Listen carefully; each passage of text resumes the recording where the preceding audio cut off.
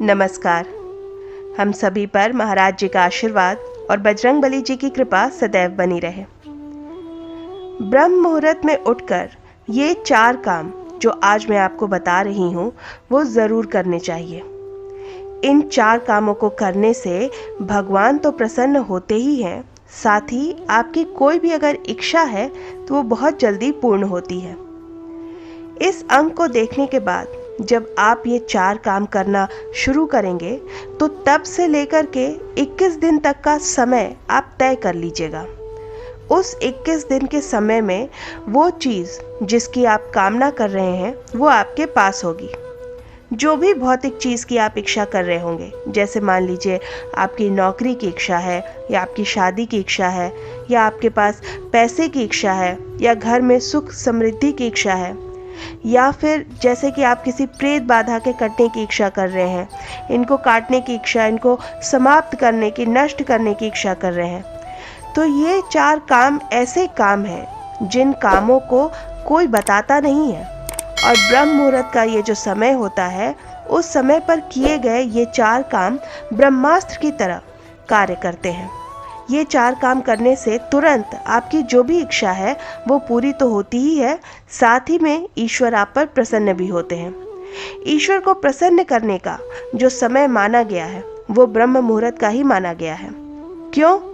क्योंकि ब्रह्म मुहूर्त में दैवीय शक्तियाँ या जो देवी देवता हैं वो धरती लोक पर विचरण कर रहे होते हैं। उस समय उनकी ऊर्जा सबसे ज़्यादा होती है और ये कहा जाता है कि ब्रह्म मुहूर्त में ही ईश्वर सभी के घरों में पधारते हैं, सभी के घरों में आते हैं। इसलिए पहले के ज़माने में लोग ब्रह्म मुहूर्त में उठकर साफ सफाई कर लिया करते थे। अपने घर के जो दरवाज़ा होता है, जो मेन गेट होता है, उसको खोल दिया करती थी स्त्रियां, ताकि ईश्वर अगर आए तो वो घर में प्रवेश कर सकें। तो यही वो समय होता है जिस समय पर आपके जो इष्ट हैं वो आपके घर में प्रवेश करते हैं, साथ ही माता लक्ष्मी भी आपके घर में आती हैं। पर आज के समय में क्योंकि हमारी दिनचर्या ऐसी हो गई है कि हमारे अंदर आलस से भर जाता है, जो लोग लेट से उठते हैं, आप देखेंगे कि उनके जीवन पर इसका बहुत ज़्यादा प्रभाव पड़ता है। वो लोग ज़्यादातर किसी न किसी वजह से परेशान ही रहते हैं। ब्रह्म मुहूर्त में उठने से जो दिव्य शक्तियाँ होती हैं, जो दैवीय शक्तियाँ होती हैं, वो आपकी तरफ आकर्षित होती हैं, साथ ही आपके व्यवहार में बहुत बड़ा परिवर्तन आने लगता है। ब्रह्म मुहूर्त में जो व्यक्ति उठता है उसके अंदर शारीरिक और मानसिक बदलाव आने शुरू हो जाते हैं। वो व्यक्ति आप देखेंगे कि अध्यात्म की तरफ आगे बढ़ना शुरू हो जाता है, साथ ही उसकी जो इच्छाएं होती हैं वो धीरे धीरे पूरी होने लगती हैं। उसको पता भी नहीं चलता कि उसने कुछ ऐसा खास नहीं किया, पर फिर भी उसकी जो इच्छाएं होती हैं वो धीरे धीरे करके स्वतः ही पूर्ण होनी शुरू हो जाती है। तो चलिए जानते हैं कि कौन से हैं वो 4 काम जो कि हमें सुबह सुबह उठकर सबसे पहले करने चाहिए।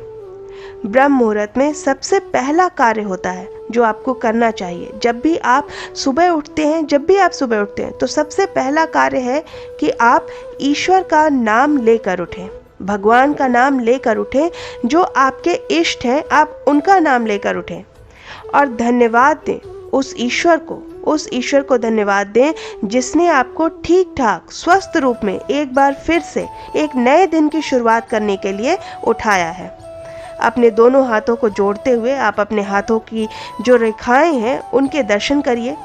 उसके बाद अपने मुंह पर फेरिए और अपने पूरे शरीर पर फेरिए और धन्यवाद करिए। इस प्रकार धन्यवाद करने से क्या होता है? देखिए, ईश्वर तो हर जगह मौजूद है, वो हमें हर तरीके से देखते हैं। हमारी जो भी इच्छा है, कोई अच्छा कार्य हम करते हैं तो भी वो देखते हैं, बुरा कार्य, गलत कार्य हम करते हैं तब भी देखते हैं, कोई पाप करते हैं तब भी ईश्वर हमें देखते हैं, पुण्य करते हैं तो भी देखते हैं। तो जब आप सुबह उठते हैं उनका धन्यवाद करते हैं। तो एक तो आप सुबह उठ रहे हैं ब्रह्म मुहूर्त में और धन्यवाद करने भगवान का, तो ब्रह्म मुहूर्त में उठने से और ईश्वर को, क्योंकि ईश्वर उस समय धरती लोक पर विचरण कर रहे होते हैं, देवी देवता, तो बहुत जल्दी आपकी पुकार सुनकर, आपकी बात सुनकर, आपकी प्रार्थना सुनकर वो आपसे प्रसन्न होते हैं। इसलिए सुबह उठकर सबसे पहले आपको ईश्वर का धन्यवाद करना चाहिए।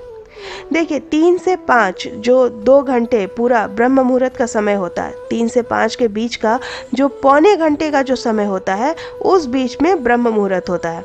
और उस बीच में अगर आप कोई काम करते हैं, कोई दिव्य कार्य, कोई शुभ कार्य करते हैं, तो उसका फल भी आपको कई गुना बढ़कर प्राप्त होता है। तो सबसे पहले उठकर आप ईश्वर का धन्यवाद आपको देना है, क्योंकि ऐसे भी लोग हैं देखिए जिनके हाथ नहीं होते, पैर नहीं होते, कोई इतना गरीब होता उसके पास खाना नहीं होता, पर ईश्वर ने कहीं ना कहीं हमें हाथ पैर सब कुछ सही सलामत दिया है, आंखें, दिमाग, सब कुछ, माता पिता, घर परिवार, काम धंधा, खाना, सब कुछ दिया है। तो उनको इसके लिए उनका धन्यवाद अवश्य करना चाहिए सबसे पहले। दूसरा कार्य जो आपको करना है वो करना है अपने माता पिता को धन्यवाद करना है कि वो आपको इस दुनिया में लेकर आए। क्योंकि देखिए महाराज जी भी हमेशा यही बताते हैं कि अगर आपके माता पिता हैं तो आप उनको ईश्वर तुल्य ही समझिए, क्योंकि ईश्वर को भी माँ का सहारा लेना पड़ता है इस धरती पर अवतरण करने के लिए, पिता का सहारा लेना पड़ता है ताकि वो ज्ञान प्राप्त कर सके। इसलिए भगवान खुद कहते हैं कि माँ जो है, माता पिता का जो कर्ज है वो कभी संतान चुका ही नहीं सकती। और इसलिए हम पितरों को मानते हैं और इसलिए हम दान पुण्य करते हैं, इसलिए हम अपने माता पिता की सेवा करते हैं, क्योंकि उन्होंने हमारे जीवन को संवारा है। तो माता पिता का जो धन्यवाद करना है ये आपका दूसरा कार्य है।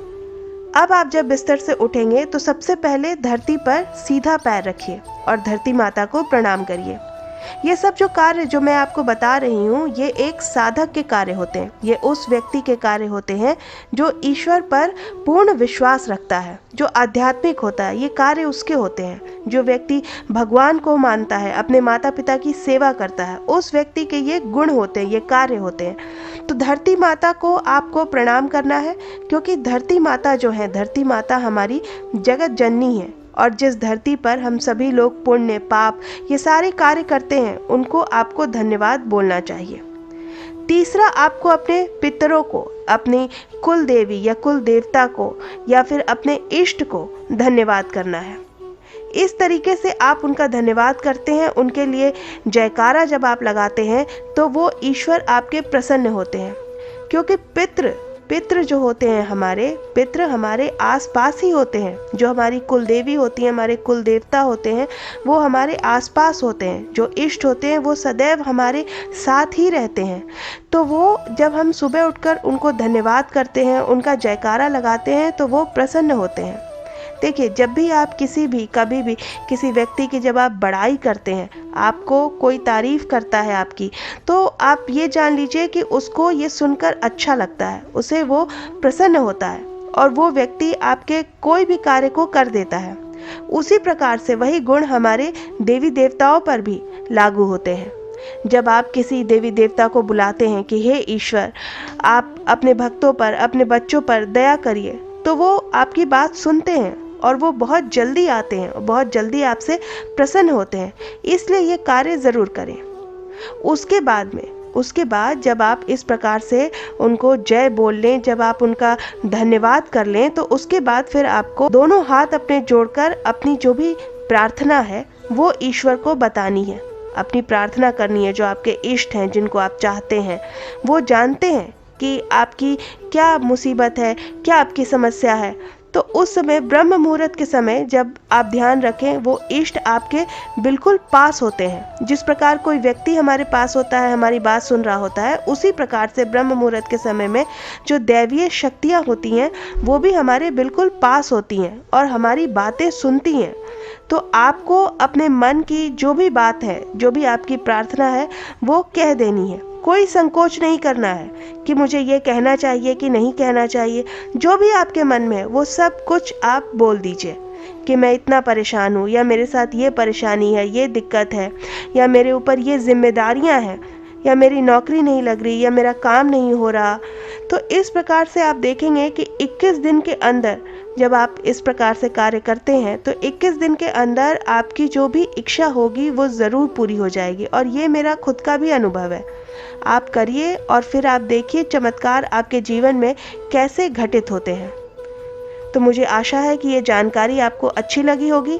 आप अपनी प्रतिक्रिया हमें कमेंट सेक्शन में लिखकर ज़रूर बताइएगा। आशा करती हूँ कि आज का ये अंक आपकी साधना में और महाराज जी की भक्ति में सहायक सिद्ध होगा। इसी प्रार्थना के साथ मिलते हैं अगले अंक में। तब तक के लिए जय बाबा की। हरे राम राम राम, हरे राम राम राम, हरे